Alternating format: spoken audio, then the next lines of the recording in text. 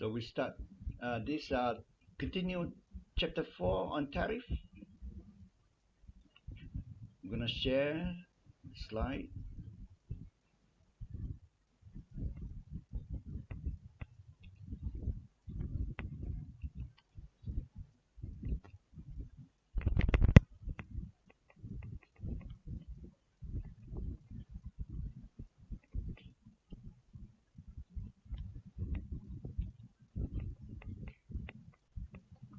Okay, this is the front page of chapter 4.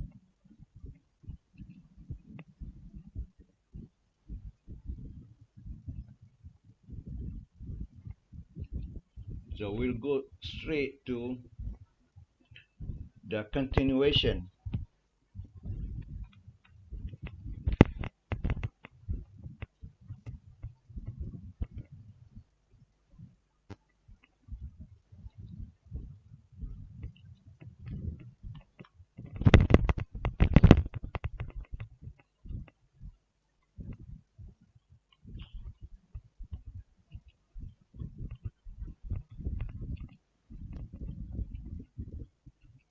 So we continue with the why we know that free trade is good, but why there is tariff? Even though tariff turns away from the principle of free trade, because tariff is actually a barrier to trade. But why there are tariffs? So we're gonna study tonight the arguments for tariffs.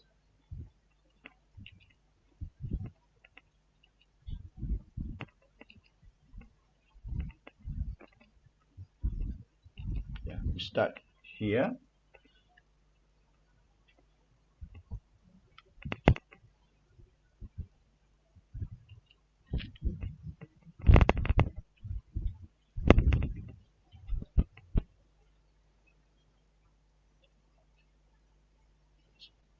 Okay, free trade agreement. If each nation produces what it does best and permits trade, in the long term, there will be lower prices because it's going to be the world price, which is lower than the domestic price for an importing country. For an importing country, the world price will be lower than the previously domestic price for that product. So on the other hand, for the exporting country, the price will be higher.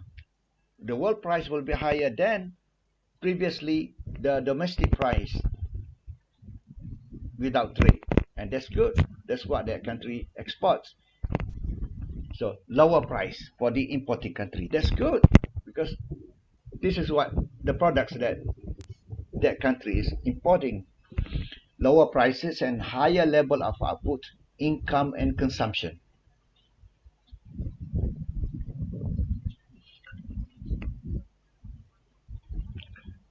So one of the first that we're going to learn tonight, the arguments for trade restriction, despite the fact that free trade is good, free trade will bring benefit to all the countries participating in trade and by extension to the world, but why there are trade restrictions such as tariff that we studied tonight. So number one, the job protection argument. So we're gonna go over one by one and we're gonna show that in the end the free trade argument prevails.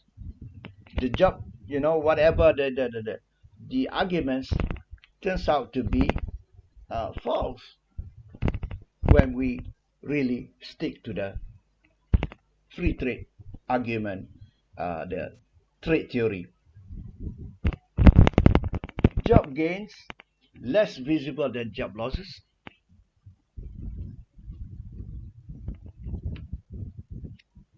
Even though there is protection to save jobs, actually job gains is going to be less visible than the job losses.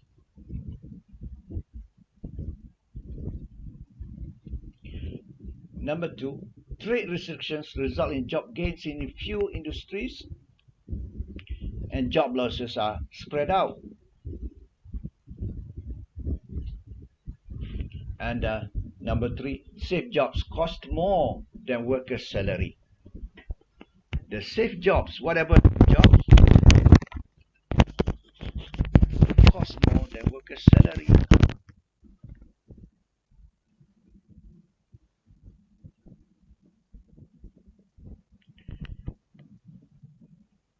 Number two, protection against cheap labor, cheap foreign labor. Low wages abroad makes it hard for US firms to compete with firms using cheap foreign labor. Fails to recognize the links among efficiency, wages, and production cost. Low wages do not guarantee low cost. Low wage nations have competitive advantage only in goods requiring greater labor and few other factors. So why are we still arguing for protection?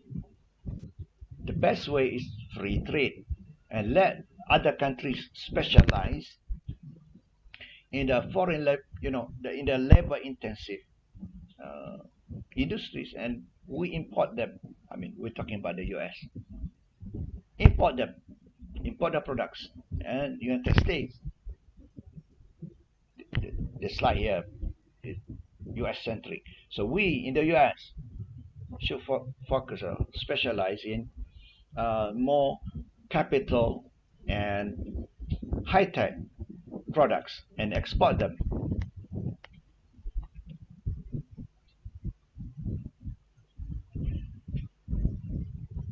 If you look at this, arguments for trade restrictions from this table 4.9, hourly compensation cost in US dollar for production workers in manufacturing 2015.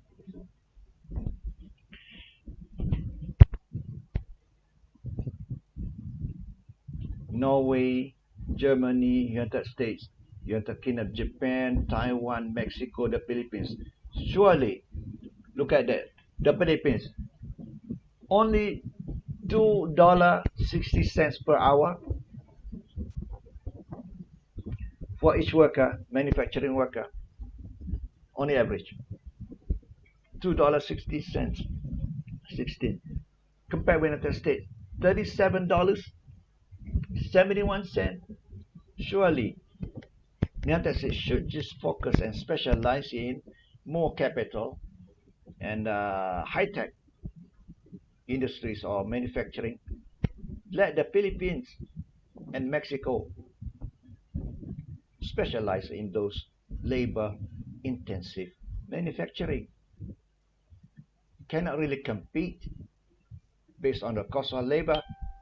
$2.16 with $37 United States.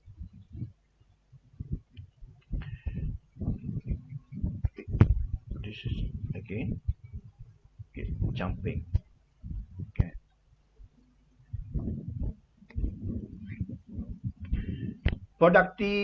Productivity, wages, and unit labor cost relative to United States. Total manufacturing United States. 1 equals 1, the index. So look at labor productivity relative to United States.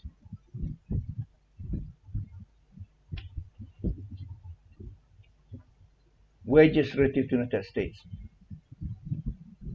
All are lower. Unit labor cost relative to the United States. And then you see China, Poland, South Korea. This is what year? I don't see noted there which year. You have to see the small print at the bottom.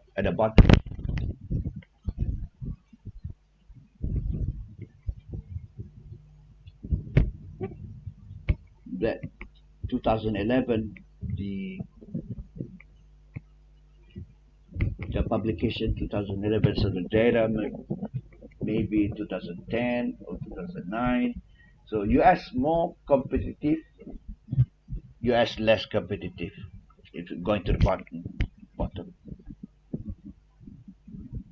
This is US more competitive than Hong Kong and Mauritius and even South Africa, but US less competitive compared with China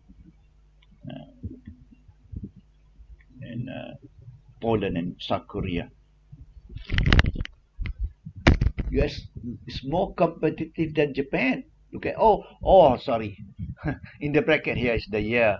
Look at, interestingly, in the year 2008, US is more competitive than Japan. And you must remember my story of the lost decade of Japan that began in early 1990s. So we call that decade in the year of 1990s, that decade, 10 years, as the lost decade of Japan in 1990s. And that continued in the year 2000s and continued in the year 2000 until today. So we can say the lost decades of Japan. Very sluggish Japanese economy, 0.1%, 0.2,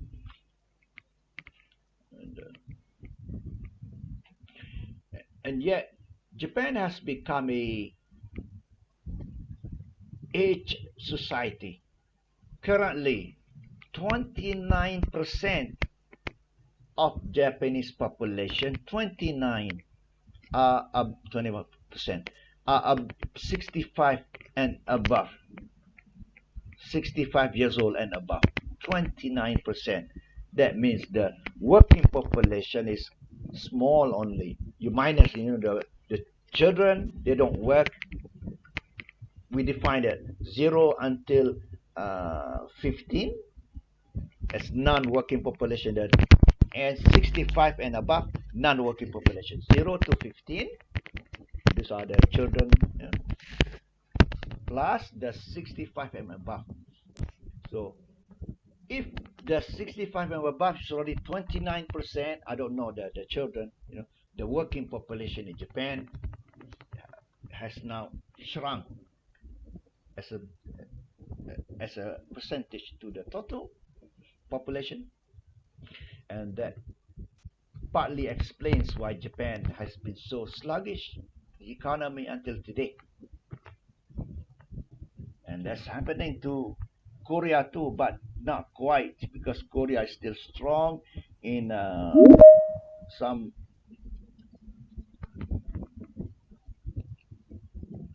how I can catch this. Please request again. I couldn't accept, didn't have time to accept it.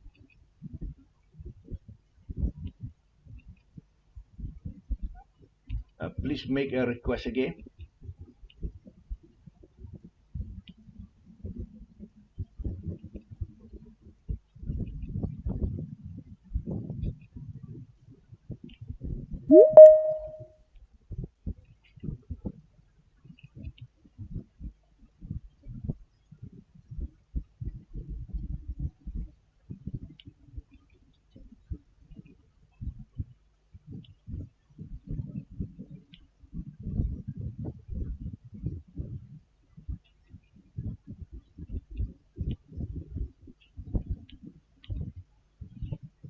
Okay, continue.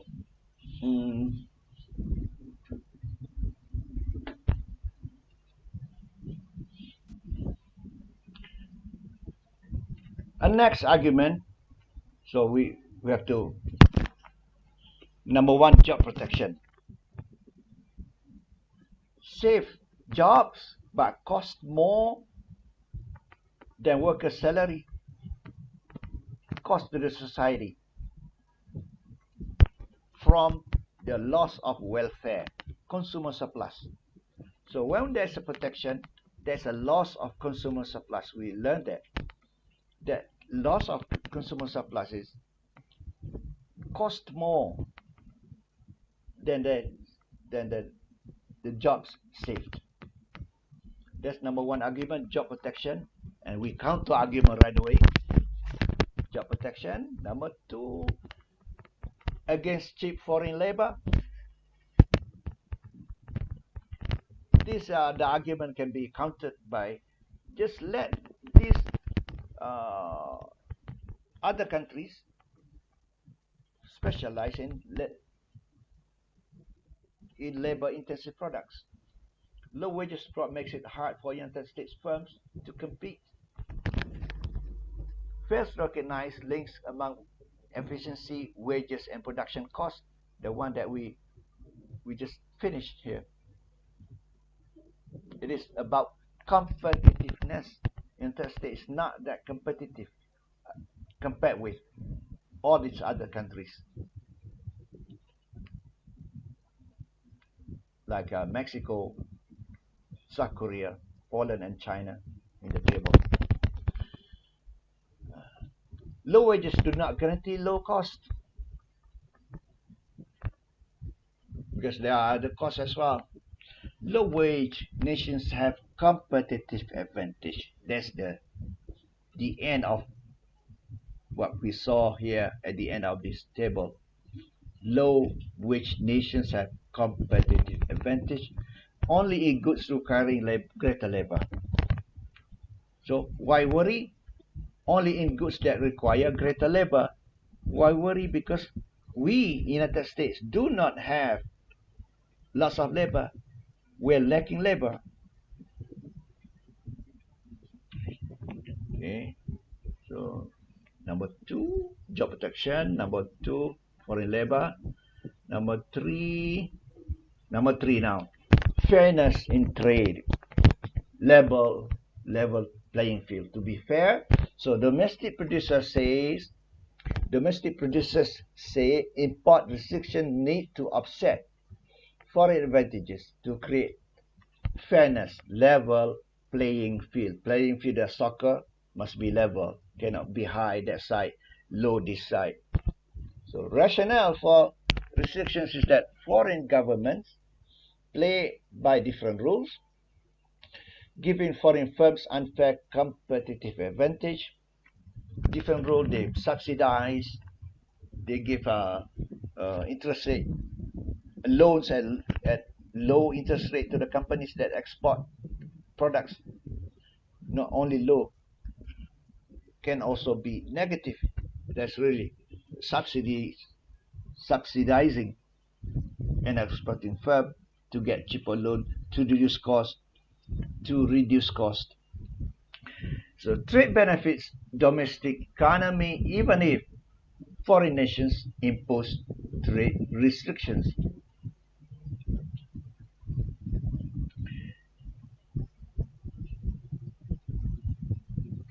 Fair trade argument overlooks potential impact of trade restriction on global trade, because if you start building barriers, there's going to be retaliations by others. So the impacts are going to be lower amount of trade globally, reduce trade, or reduce the rate of growth of trade, and can even reduce the total. Either way, barriers to trade is going to impact negatively to trade, either by percentage growth, which will be lower, or even negative decrease in the trade, and that's quite extreme. Number four, maintenance of domestic standard of living.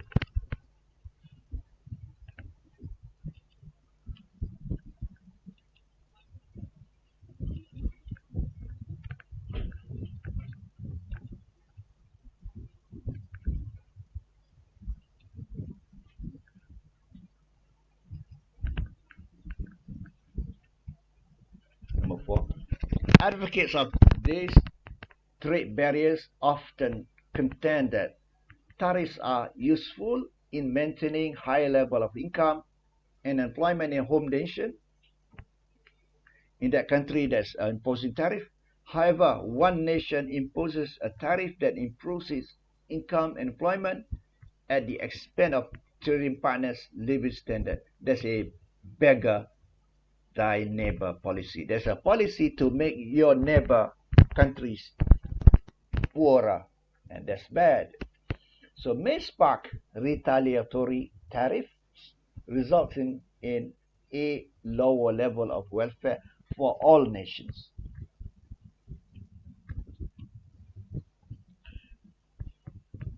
Number 5, equalization of production cost. So-called there's a scientific tariff to eliminate unfair competition from abroad. You calculate it scientifically with all. When we say scientific, is using the mathematical models. That's science, okay? Not the science, chemistry, biology. No, not that one. Mathematics is science. Problem: different costs across business, higher domestic prices. Higher domestic prices benefit efficient domestic companies.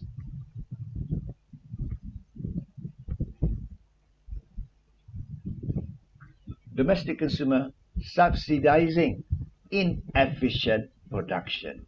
This is the thing with trade restriction. You want to find a scientific tariff at a level that will eliminate unfair competition from abroad. That level actually, consumer surplus has lost a lot. Consumers are subsidizing the producers, which are producing inefficiently at a higher, and inefficiently because of the higher prices because of tariff. So scientific tariff approximates prohibitive tariff. In the class I show you prohibitive tariff. When the level supply with tariff gets to the point equal to the autarky point. Yeah, that's prohibitive tariff. No imports. Completely contradicts notion of competitive advantage and eliminates basis and gains for and from trade. Basis for trade and gains from trade. So we don't want prohibitive tariff. Okay, number 4. What number now? 4, 5, 5 now. Infant industry argument. Infant here is not baby. No, it is newly established industry. So this is argument of infant industry, so-called infant industry, to let them establish, to let them grow up until they can stand on their own. So should be temporary until they can stand on their own. So trading nations temporarily shield newly developing industry from foreign competition temporarily. However, there is a kind of disease with intra-industry, infant industry argument that so-called intended to be so-called temporary, intended to be temporary, but it's like a drug. You want more protection. The companies want more protection, and more protection. It turns out what is tended to be temporary, you cannot easily take that out, lift that up. So it's not going to be temporary. And that's a kind of, this is with infant industry. This is with protection. Okay. If protective tariff imposed, difficult to remove. Yes, that's what I say. Difficult to remove. What was meant to be temporary, difficult to remove. Special interest groups will convince policymakers, their lawmakers, their senators, member of parliaments, senators, congressmen or congresswomen that further protection is justified, and the senators, or congressmen or women tend to follow them to get elected again. If you don't follow them, you will not get elected in the next election. So it's kind of that. Difficult to determine which industries will realize comparative advantage in the long run. When you do this infant industry, you must kind of select a winner, so-called a winner. Which industry, which companies to give the protection. It is difficult to determine which industry or which companies. Turns out that you're giving the protection, the government is giving the protection to a wrong set of industries, a wrong clique of companies that should not be protected. Those are not really efficient, but we give protection to them, and that's waste of public resources. Not valid for mature industrialized nations. This argument, infant industry argument, is for developing countries. Alternative is providing domestic industry subsidy. Alternative to the three restriction is just to give subsidy. So we're going to learn in next chapters what is the best policy to do when it comes to subsidy. I tell you right now, if the objective is to increase production, we'll give production subsidy.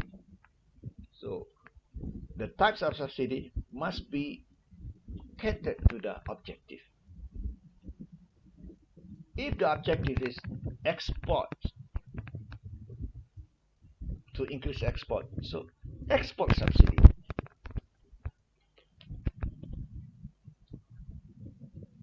This is 5. 6. Non-economic arguments. National security arguments protect essential industries. What constitute as essential industry? Like in Malaysia, automobile, when Proton Saga was started. So this automobile industry is considered as a national industry, must be protected from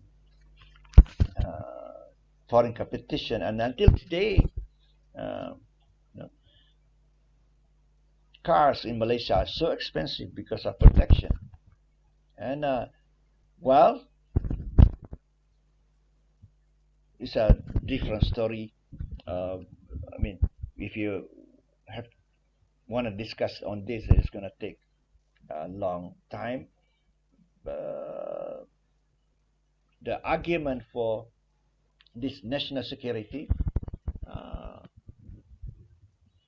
which are essentials,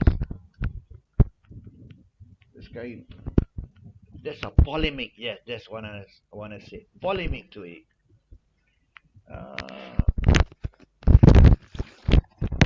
Now we talk about EV, electric vehicles. So what should be the way? So that depends on what stages Malaysia is having.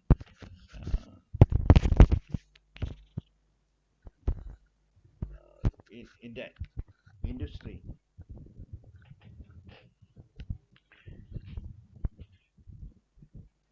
If Malaysia is beginning to get into the electric vehicle industry, so you have to really look at which to protect. Is it the manufacturer of the finished products of electric vehicles, or is it the components and parts and including the batteries?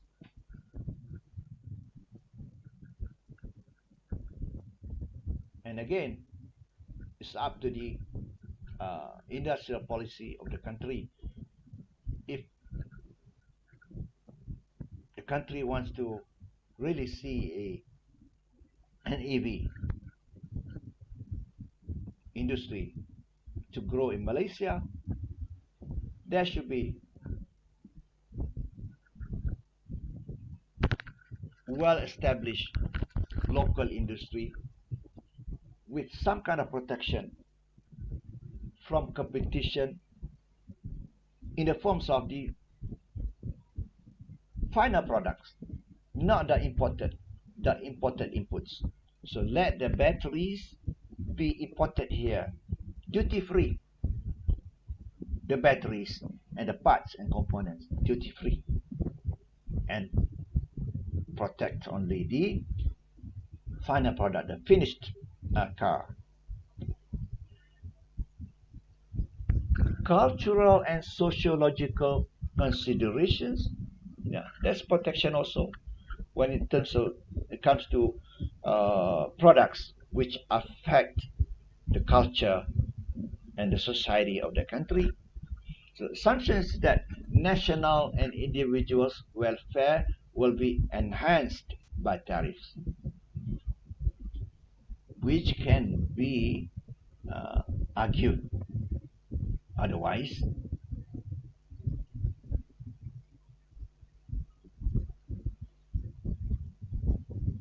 On a number of reasons, that the more open trading system will give more options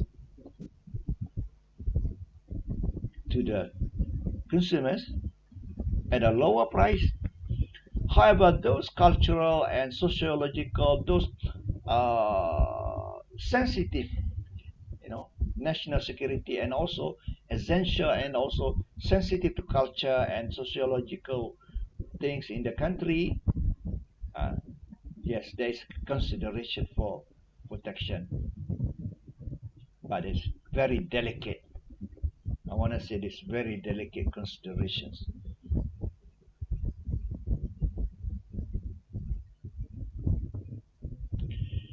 Would a tariff war really protect US jobs? Trade protectionism, political priority in 2016 presidential election.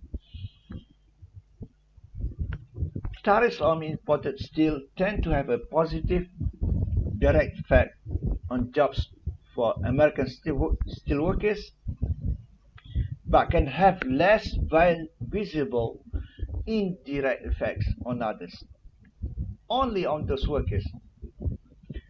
Tariff-related gains for Americans is a complex issue.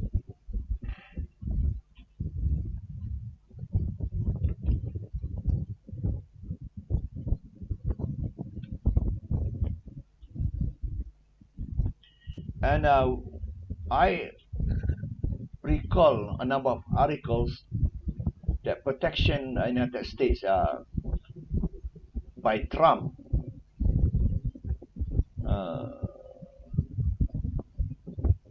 actually makes it more difficult for US companies to manufacture goods, to the extent that importing some products from I forgot this company in the US. That company ends up importing the products from its subsidiary, from its subsidiaries in Mexico because it's cheaper to produce in their own factory in Mexico for their products, and they just import it and put the badge on it. You know, put a label on it.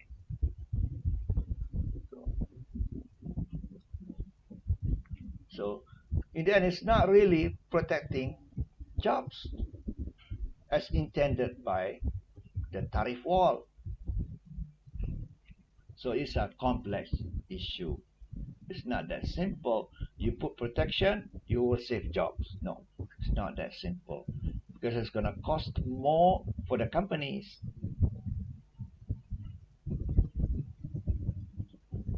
Which will be using the higher cost of labor in the United States. Whereas in Mexico, the cost of labor is cheaper to finish their product.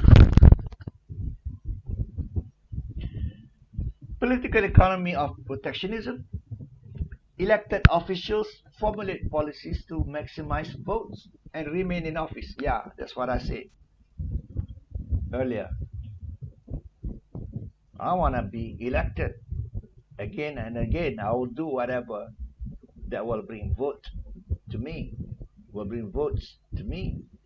So there's bias in the political system that favors protectionism because politicians are listening to that special group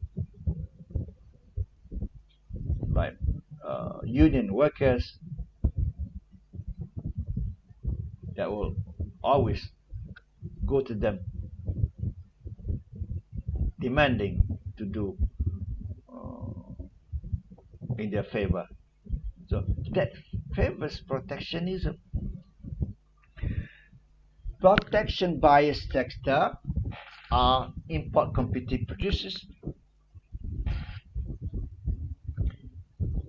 labor unions in protected industry, suppliers of producers in protected industry, established firms in aging industry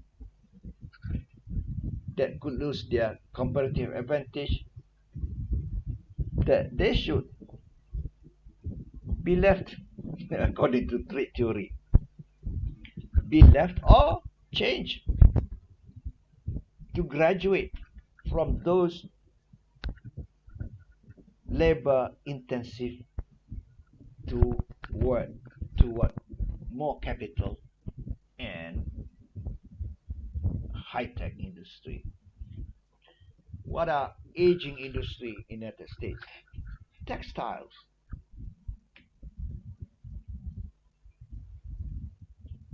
The US does not have any more comparative advantage in textiles. Let Bangladesh specialize in it.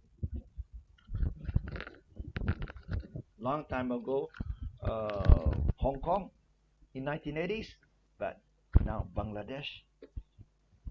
In 1980s, Reebok, shoes, Reebok, made in Korea, exported to the United States. That was the time, at that time. But today, China, Bangladesh in textile. Free trade buyer sectors, on the other hand, are exporting producers, their workers, and their suppliers. So, politicians are torn between the two. To whom are you going to get the votes? But the most active are actually labor unions. They are very active.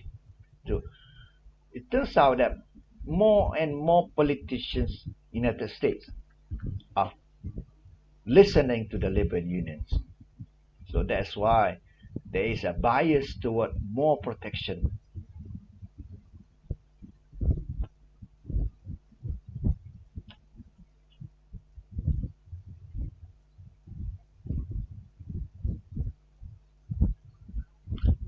Okay, now supply and demand view of protectionism. Although protectionism provides benefits to domestic producers, society as a whole pay the cost. We learned in our class, consumer surplus is reduced because of protection. So losses of consumer surplus because of higher prices, resulting in deadweight loss, the goals that I mentioned, deadweight losses, the B and D,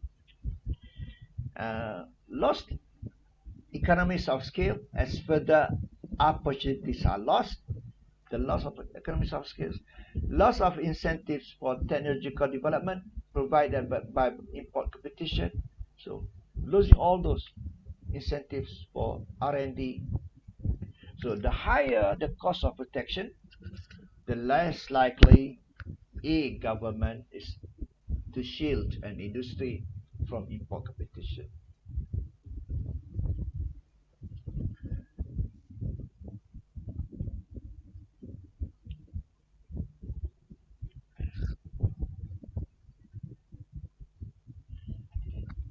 The supply of protectionism increased. The supply.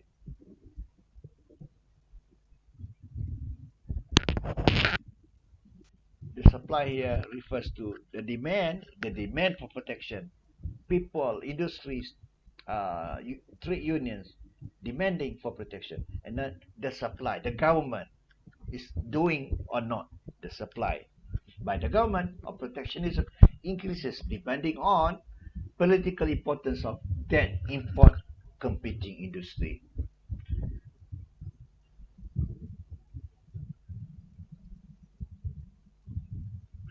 In the US, wheat, farmers, soybean is a important politically for the senators. So automobile also, these are they have the political importance to the elected officials. In Malaysia, what is that has political importance? What products? I can't think of.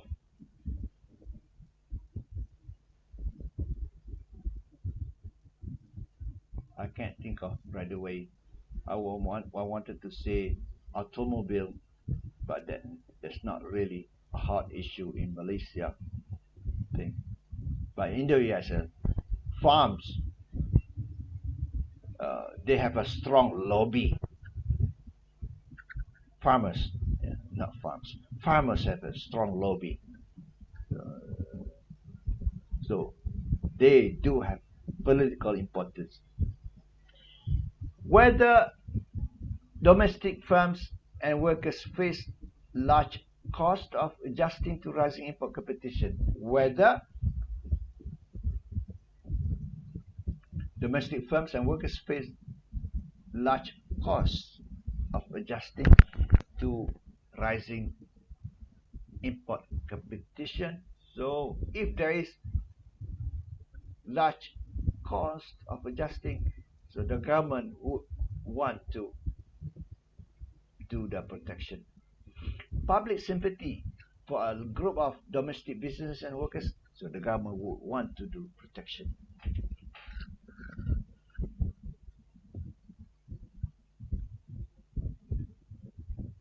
So that's the end of it. And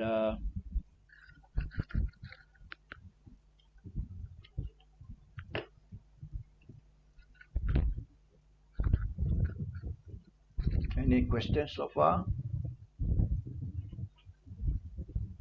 We're gonna continue with the chapter 5.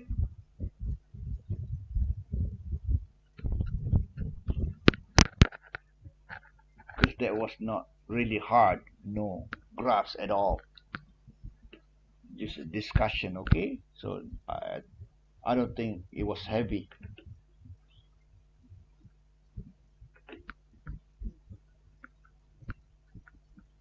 Okay, chapter 5.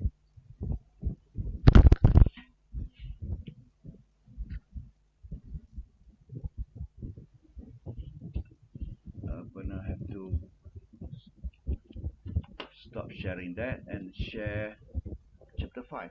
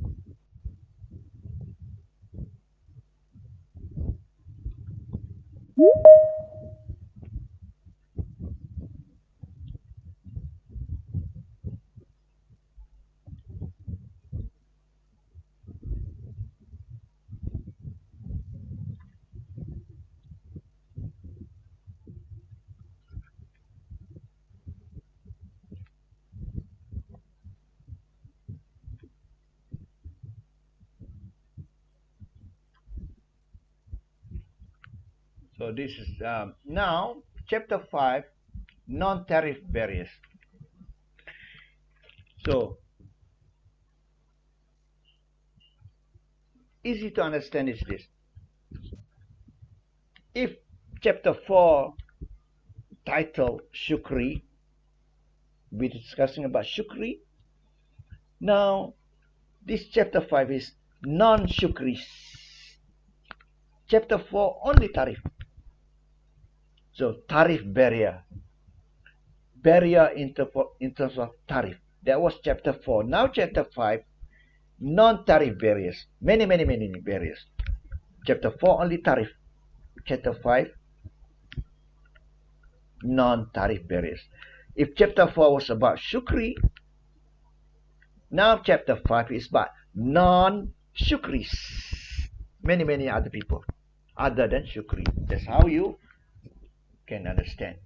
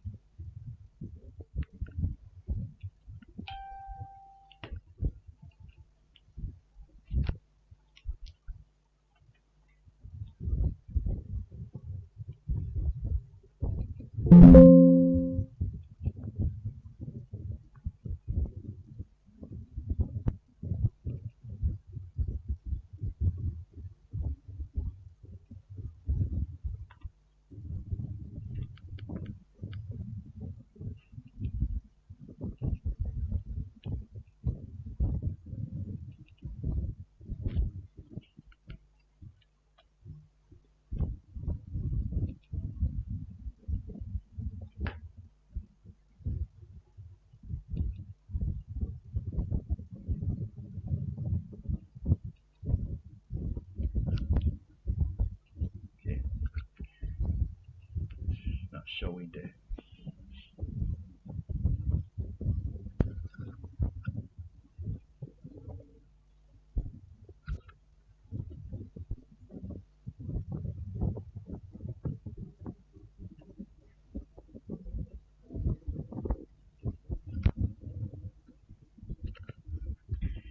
Absolute import quota, tariff, export quotas, domestic content requirements, subsidies, dumping, and other non-trade barriers. These are non-tariff barriers. And we're going to compare which one is more restrictive. I mean, which one is bad?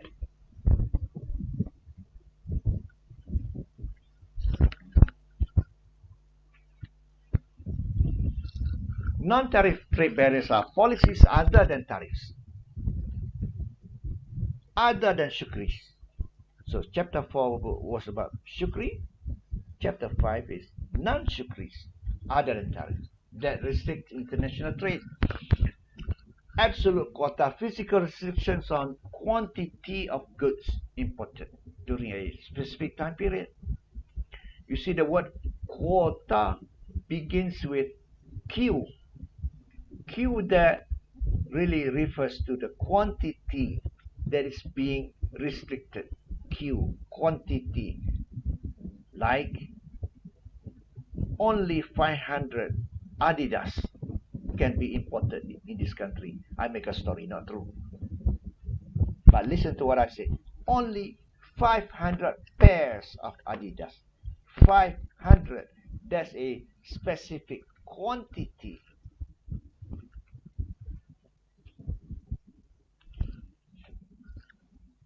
So, administration of a import quota involves the granting of import license.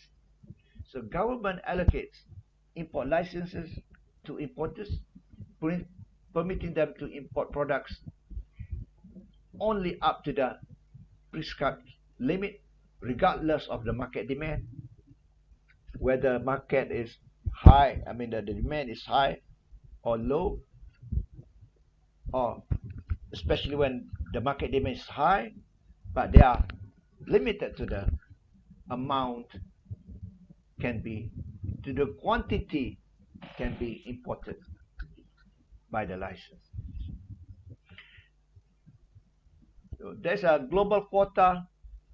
What about global quota? Permits specified quantity of goods imported each year, does not specify from where the product is shipped or who imports. It is plagued by accusations of favoritism, giving this quota to people they know, friends, families, cronyism and favoritism. Selective quota, import quota allocated to specific countries may lead to domestic monopoly of production and higher prices. Quotas may lead to domestic monopoly of production and higher prices. So this is the quota.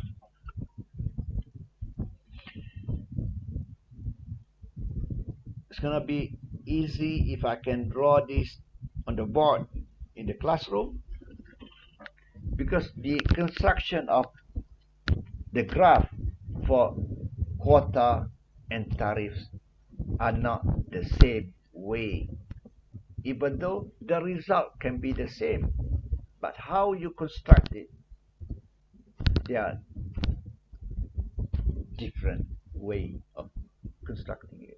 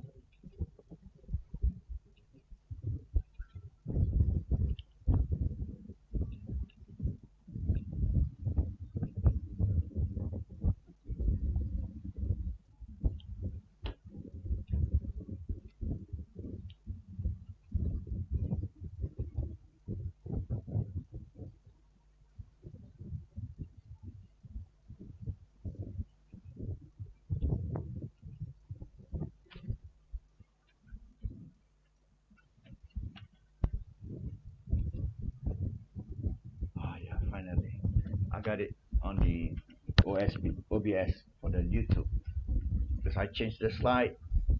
Alhamdulillah.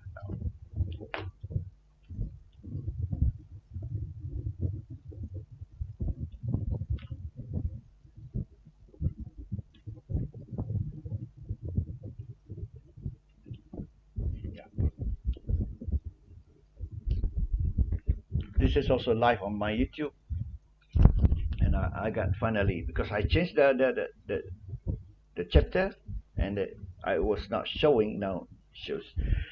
So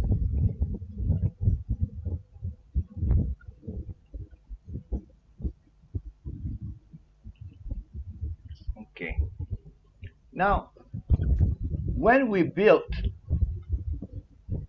the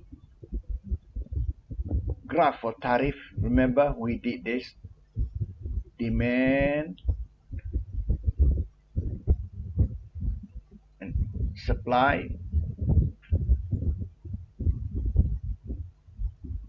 So demand and supply, and we did this, the supply of the world, which is SD plus ROW, the world, and we brought up this to this line here by the amount of tariff imposed, and that was that simple, very simple. But for the case of quota, it is built differently, not that way. So in the classroom I will show this again, but tonight I will show it. Hopefully you can understand it.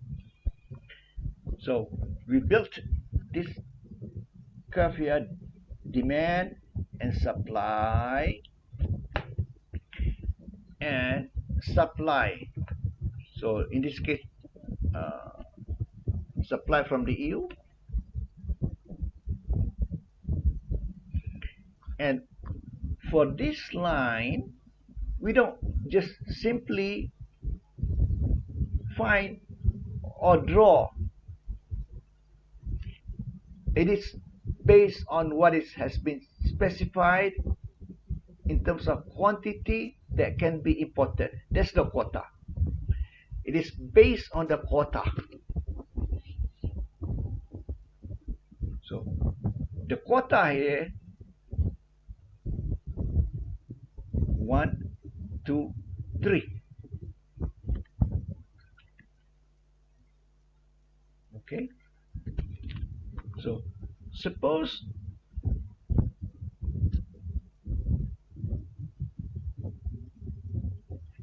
US, for the sake of teaching, a small country in this, okay, in terms of cheese market compared with the EU. US is a small country in the cheese market under free trade. This is the free trade.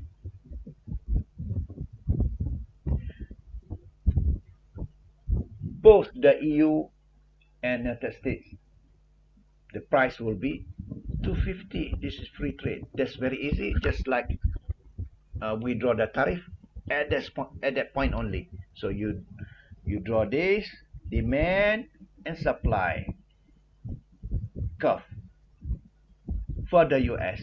So this is a picture of the US. This is the graph for the US. So demand in the US, supply in the US of cheese. And we draw this, the supply of cheese from European Union.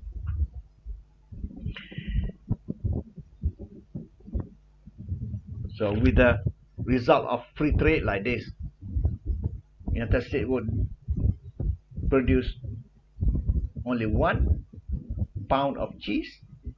How do I know it's produced? Because this is supply. And United States, during free trade, consumes 8 units of cheese, 8 pounds of cheese. How do I know consumed? Here, the demand curve. So produce only 1 but consume 8, 7 must be 7 pounds must be imported from the EU. So the imports is 7. Suppose now,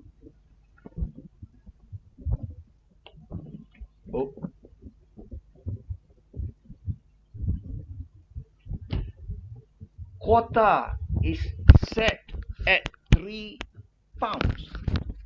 Okay, this is the difference. The construction of the graph for tariff different from the construction of this quota. Given, it is given to us. The information is there. Quota is 3 pounds. What it says is that in the US, only 3 pounds of cheese can be imported. Only 3 pounds. So there is a restriction on the quantity that can be imported. This is different from tariff. Tariff is not the quantity that's restricted. Tariff, it is the percentage. The quantity is not restricted. Tariff. But doesn't matter how many units can come, but each unit will be imposed on the percentage of tariff. 10%, 50%, or whatever percent. So the restriction is in terms of percentage of the price. For example, you import a product $100, and it stated that the tariff is nominal tariff is 15% of that $100. So you pay that amount plus the 100. So that's, but no limitation on the quantity. That's tariff. Here, quota is the limitation on the quantity. So the construction of the graph is different. So in this case, given to us, the limit is 3 units or 3 pounds. So what we do is that from this, because tariff, we know how much to go up by the amount of tariff. Where we know to draw this line, that $5 line, the price. We know by the amount of tariff given to us. You know, how many percent? Or specific tariff, which is in this case can be specific tariff of 250. So we know ahead of time where to draw this line, because it says to us the tariff is specific tariff is $2.50 on each unit of products imported. 250. So we know right away where to draw. Just add 250, another 250 here. But quota is different. We don't know where this line, here, here, here, here, we don't know. We know by the quantity only. So we take the 3 here, take the 3 units. So this is the middle. Take the 3 units. 1, 2, yeah. Suppose here, not available yet, because I cannot erase this line, this dotted line. I cannot erase. So we take the middle from this Autaki. Take the middle. So we like take a finger, or not finger, like this. Center.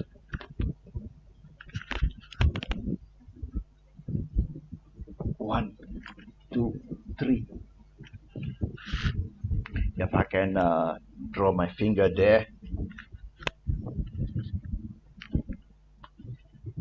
1, 2, 3. So because stated as 3, so I need to be in the classroom to show you that. Okay, all right. If you can see, I take the 3 here. Okay, yes, the 3 units restriction. The quota is 3. 3, I bring up here the 3. Imagine this is a bar. 3 units bar. Bring here. Okay, not yet touching. Up. Some more up, not yet touching. Not yet touching the supply and demand curve. Supply and demand. Go up some more. Up some more.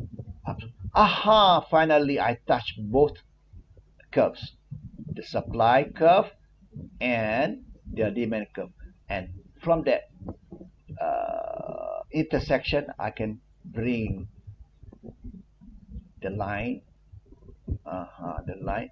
And it turns out that 3 units of quota restricted that can be imported, it turns out the price will give us $5.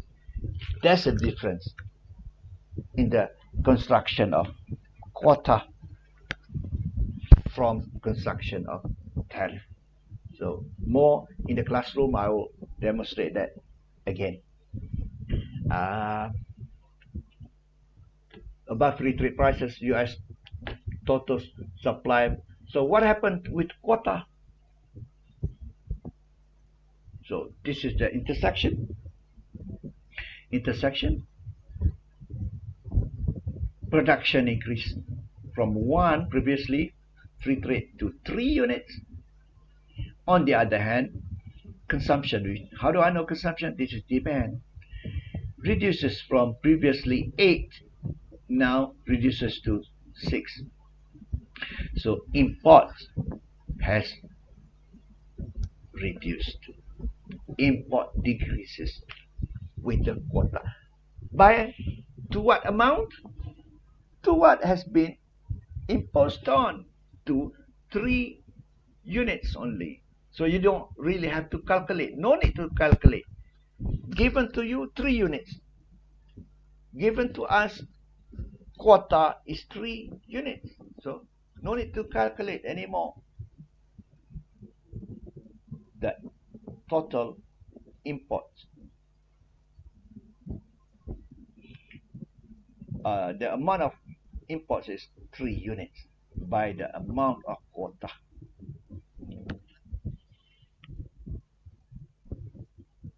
Units import. Previously 7 units under free trade. So what is it?